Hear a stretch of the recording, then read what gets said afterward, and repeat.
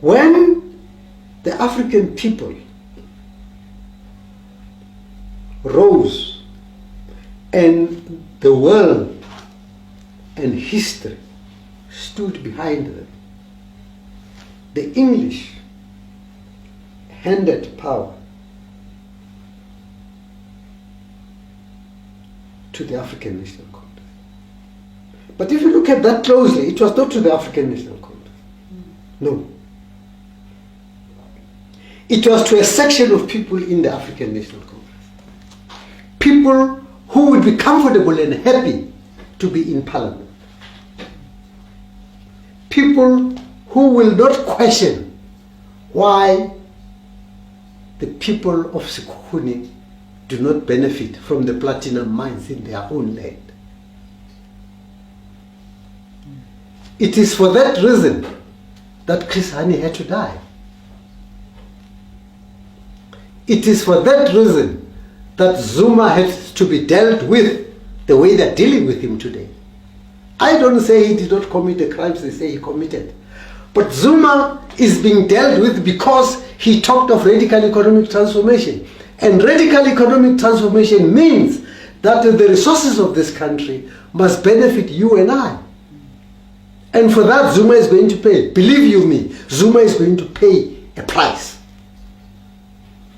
Because the English, in particular the English, are not prepared that you and I should benefit. Because it is not in their interest. They will go to war. The English will go to war. And that is why, politically, they're trying to take everybody amongst the Caucasians. They're trying to take the Afrikaners with them. That is why today you find the Afrikaners within the Democratic Alliance. Something which was unknown to the Afrikaners. Because they've taught the Afrikaners that our survival as white people is to make sure that the African people remain underdeveloped. So that is the situation we find ourselves. I know that it is treason to talk like this, but I'm in my 80th year now. It's not out of bravery, but it's just a question of even the factional battles that are fought within the African National Congress today are not of their making. They are of, Julius Malema calls it white monopoly capital. It is the English who have set those that go along with them against those that want the African people to be served. Are you with me? And that is why this country is divided into the groupings that you see today. And believe you, Zuma is going to pay a high price for that. He may not be able to articulate it, but that is where we are. There's no way we are going to enjoy, as a people of this country, the mineral resources, the wealth of this country. You're not going to enjoy it. Forget it. A generation will have to come that will have to continue the struggle. And I think Malema and company have gotten a bit of an understanding. That is why they call themselves the economic freedom fighters. It is because of the realization that we were given parliament to rubber stamp the constitution. Because the constitution of this country is not meant for you and I. It is not meant for African people. It is meant to protect the erstwhile colonizer. It is meant to protect the erstwhile oppressor. Look at it closely.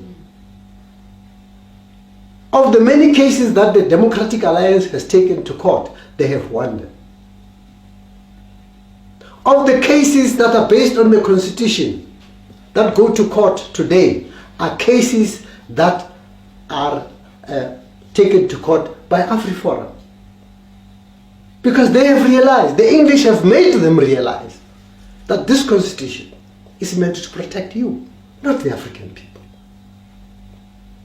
But on the other hand, we have been prepared, and they continue to prepare us, to tell the people of this country that this constitution is for them. It is the best constitution in the world. Look, you don't have to be a rocket scientist. How can the slave master come with a document that says, today I am preparing, or together with the slave, we are preparing a constitution that will be in the best interest of the slave? It doesn't make sense. It has never happened. It will never happen. The slave master can never and will never prepare something that will be in the interest of the slave. Ngeke. So that is the tragedy of where we are today, unfortunately. You are going to wait for a generation. You may wait for another 100 years, but you are going to wait for another generation of young men and women who will stand up and say, no. So far and no more. The contribution of the PAC was to articulate the aspirations of the African people.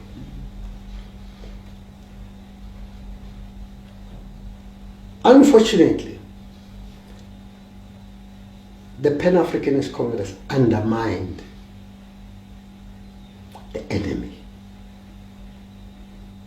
They played into the hands of the enemy.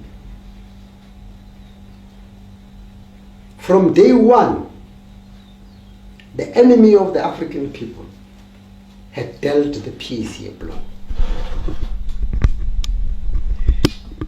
And it is for that reason that we, the generation that is remaining, have to make sure that the young women and girls who grow up today don't know who Mangaliso Sobukwe is, because they'll start asking questions. We are doing this for our masters, whether consciously or subconsciously or unconsciously. We are doing the dirty job for the British. We are burying Sobukwe, we are burying Mda, we are burying Anton Nziwa Kelembete. The younger generation that is coming should never know who those people were. Because if they know who those people were, then they will know what the struggle was all about. And they will stand up and fight. So the PAC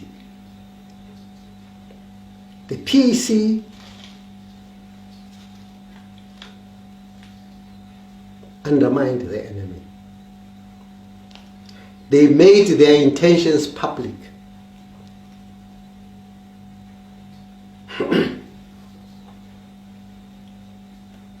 Look at the Middle East. The Egyptians were defeated because when they were preparing to fight Israel, they announced. The Israelites didn't say anything, they just kept quiet and attacked. The PAC announced before they were ready to fight. And by the time they started preparing, the enemy was so many miles ahead of them, and they crushed them.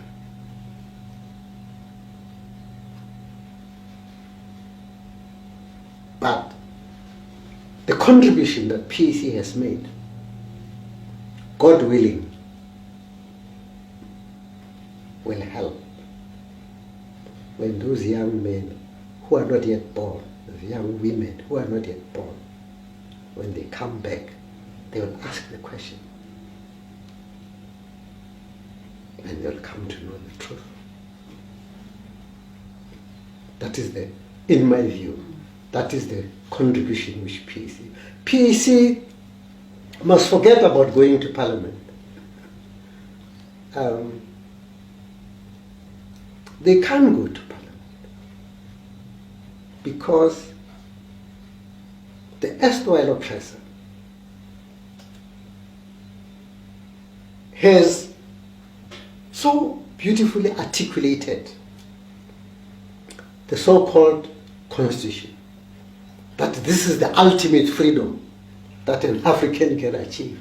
That when a PAC person speaks, people look at him and they say, Wahlani, is he mad? Understand? So PAC must forget about going. I understand and appreciate it, that as human beings, we want a better life.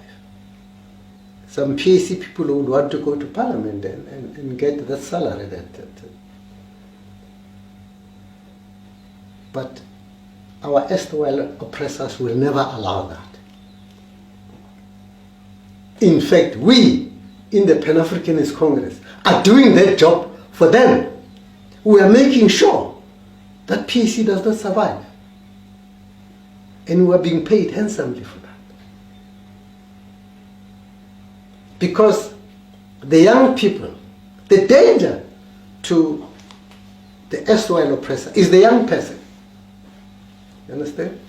The difference between me and that young man walking there is that before I do anything, I think of my wife, I think of my daughter, I think of my grandchild, and I think of paying rent. And that young man doesn't care. You provoke him. He hits back, she hits back. Understand? So, the best way of making sure that that young person does not hit back is to make sure that the voice of the Pan-Africanist Congress is not heard. And they are paying me to do that. That is why you'll never see a successful Pan-Africanist Congress conference. You'll never find it. Not today. You are not in my lifetime. You are not going to get it. Because if somebody in PAC organizes a conference or something, Mtimunye is being given 500,000 rands, or 2 million rands, or 3 million, to make sure that that conference does not take place. Or if it takes place, to make sure that it is deviated. They pay me to take the Pan-Africanist Congress to court, so that this process is delayed for as long as is humanly possible. No slave master had willingly and of his or her own free will given power to a slave. It has never happened. It will not happen. I can guarantee you that it is not going to happen. So PAC should just be happy that they have contributed, and that's it.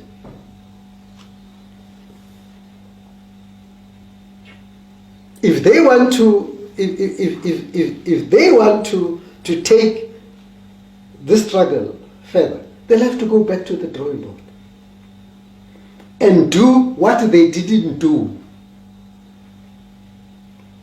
more than 60 years ago. They must go and do that. But thinking that they will do it in the nature of, it's not going to happen. Angeke. They must forget. It will not happen. They will be getting in and out of court every day.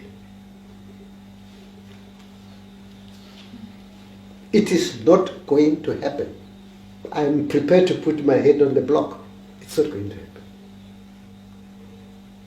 If the erstwhile oppressor can do it to a member of the ANC like Zuma, what more of the followers of Sobuk? It's not going to happen. So, talking of the contribution that PAC has made, it is that and that's it. I may be wrong.